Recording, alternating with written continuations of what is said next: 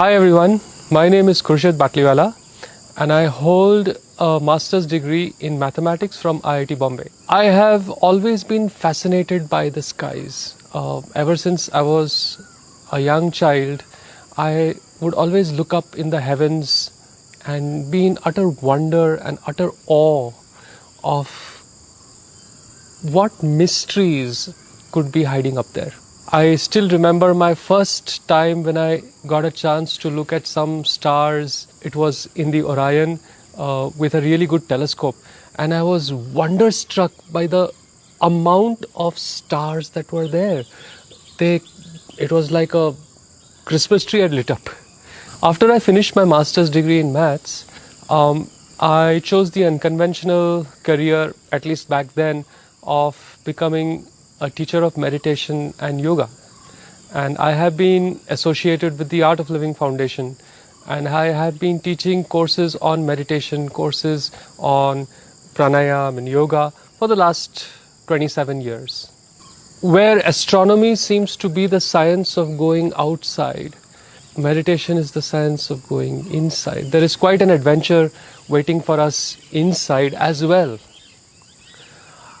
I used to often wonder what the ancient people would have thought when they saw so many stars in the sky, when they saw the planets, when they saw the moon. They must have made some amazing stories, and their imaginations could have taken them on many flights of fancy. I was amazed at how mistaken I was about what I thought ancient India knew about astronomy.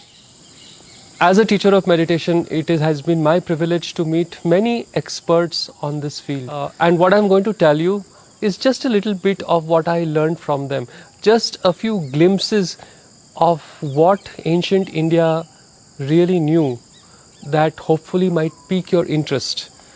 For a very long time, everybody assumed that the earth was flat.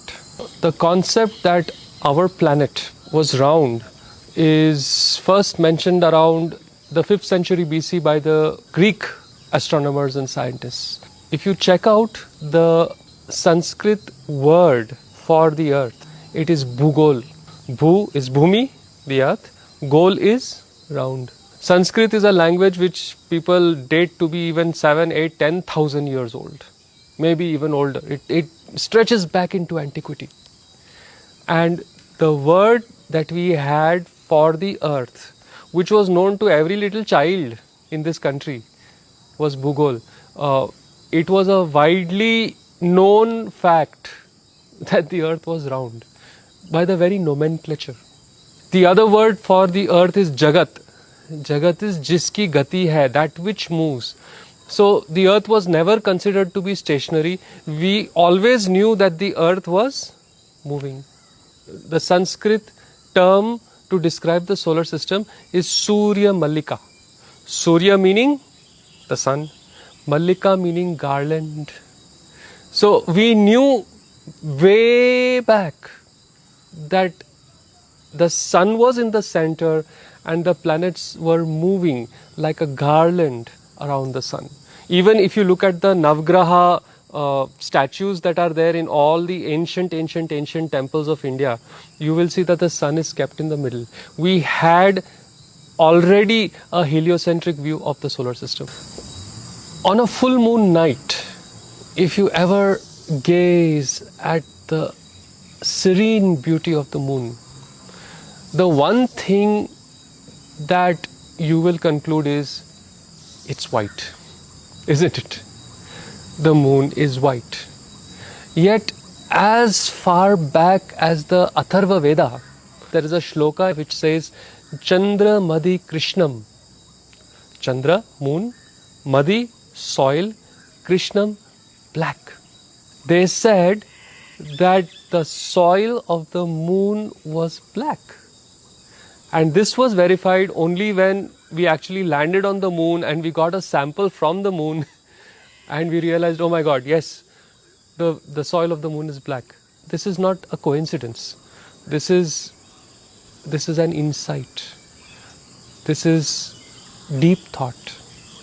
Let's turn our attention to the Scorpio constellation. Yes. In Scorpio, there is a star called Antares. It's considered to be between the 10th and the 15th brightest object in the sky. If you think about it, ancient Indians definitely knew a lot of science, right? So if something is not so bright, it would not be much of a stretch of an imagination to conclude that it is much smaller than the more brighter objects in the sky, isn't it? So now Antares is the 10th to the 15th brightest object in the sky, yet it has been named Jeshta by our ancients. Jeshta means the oldest one, the biggest one. Indeed, Antares is one of the biggest objects in the sky of what we know. It is 12 times the size of the sun, and if Antares was put in our solar system, its size would be somewhere in between the orbits of Mars and Jupiter. It is really, really, really big. How our ancient people concluded that it was so big is something that we can only wonder about. When I was in the 7th or 8th standard, I remember being asked a question, which star is closest to the Earth? And the answer my professor expected from me was, of course, Proxima Centauri. I surprised him by saying, it's the sun. But yes, the sun is a star which we kind of take for granted, and we call it the sun. And the next closest star to us is in the Centaurus constellation, and it's called Proxima Centauri. Proxima Centauri is approximately 4.2 something light years away from the Earth. Do you know what our ancients called Proxima Centauri? Mitra. Mitra means the one who is close. Is that a coincidence again that they named the closest star Mitra? Right? This also shows that they knew the difference between planets and stars. Here is the modern value of the speed of light. Now just listen to this shloka. तथा च स्मर्यता योजनानां सहस्रम् द्वे द्वेषते द्वे च योजने एकेन निमिष अर्धेन क्रममाना नमोस्तुते.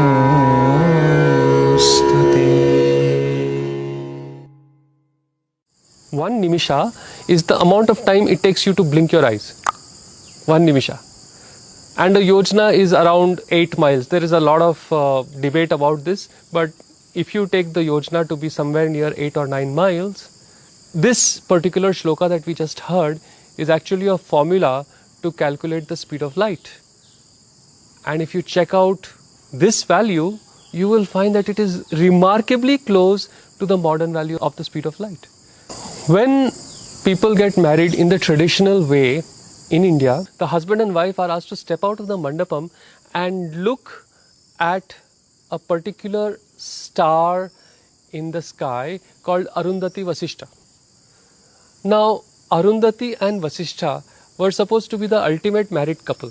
She was always devoted and totally loved her husband.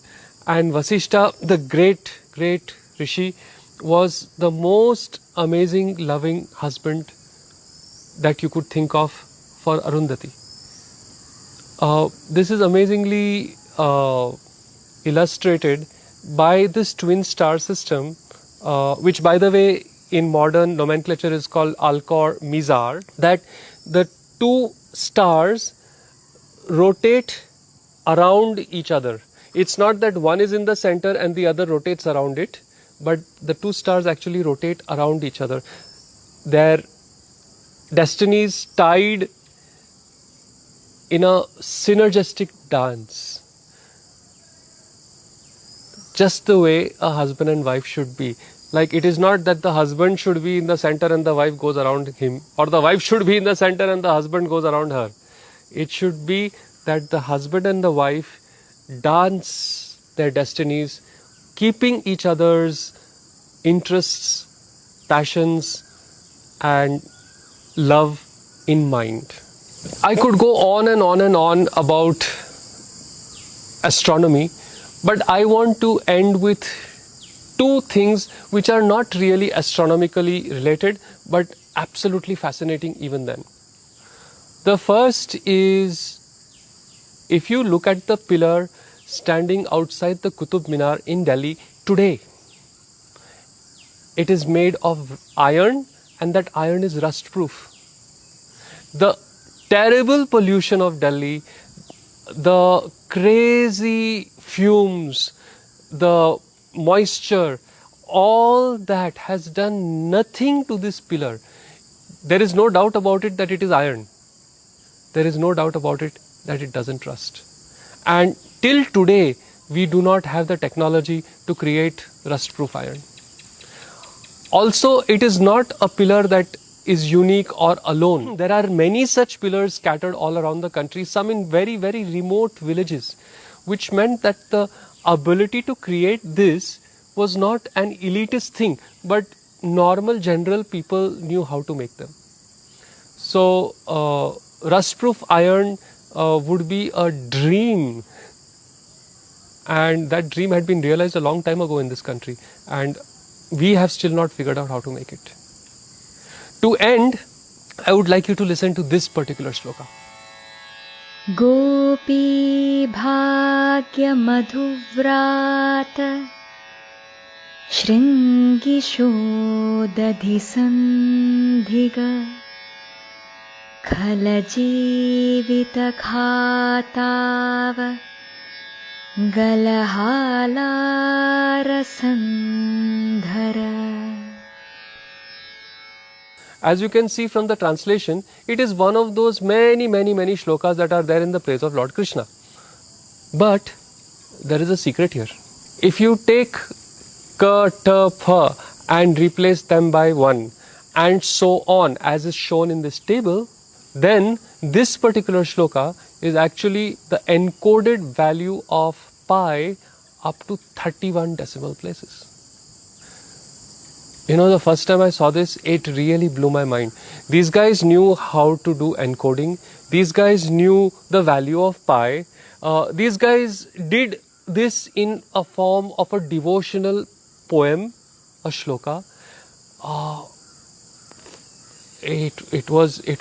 had goose pimples when I first heard about the Katapayadi Sankhya, as it is called. If you are wondering how our ancient people knew all this, my pet theory is it's because they meditated. You know, India, I guess, is the only civilization in which science and spirituality were never at loggerheads with each other. In fact, all our scientists were saints. They knew to go outside, you also have to go inside. And this is, I guess, one of the most important messages that ancient India has for India today and the world in general. I hope you will also consider going a little inside as you continue to explore the mysteries and beauty of the outside. Thank you very much.